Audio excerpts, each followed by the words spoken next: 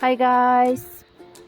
आज का मेरा रेसिपी है राइस पकोड़ा। और राइस पकोड़ा बनाने के लिए यहाँ पर मैंने ले लिया कटा हुआ अनियन और कटा हुआ हरी मिर्च और कटा हुआ थोड़ा सा गार्लिक। और यहाँ पर अभी डालते हैं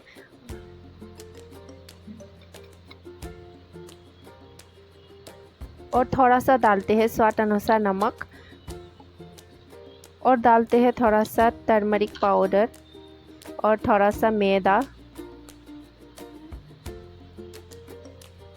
2 टीस्पून कॉर्नफ्लावर। अभी सभी को मिक्स करना है।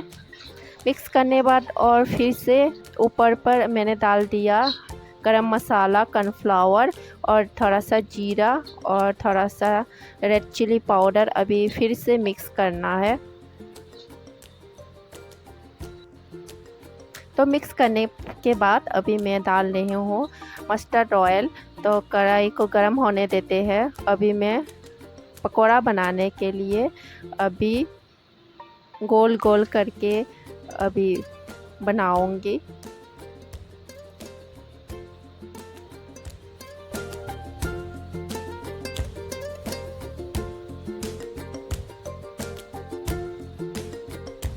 तो दोस्तों देखो, मेरा ये राइस पकोड़ा बनाने के लिए पहले थोड़ा सा हाथों में लेना है और बॉल शेप करके, जैसे हम लोग लड्डू बनाते हैं वैसे करके गोल गोल करके बनाना है।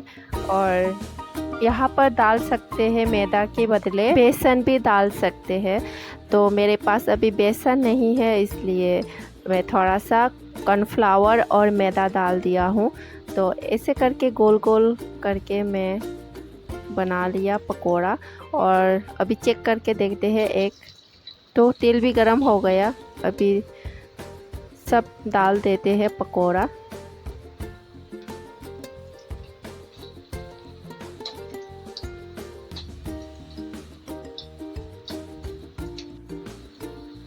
तो अभी पकोड़ा पक गया, अभी निकालते हैं।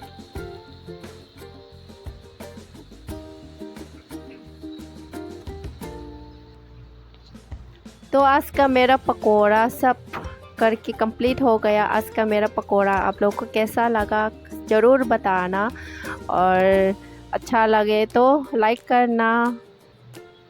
तो फिर मिलेंगे नेक्स्ट ब्लॉग पर।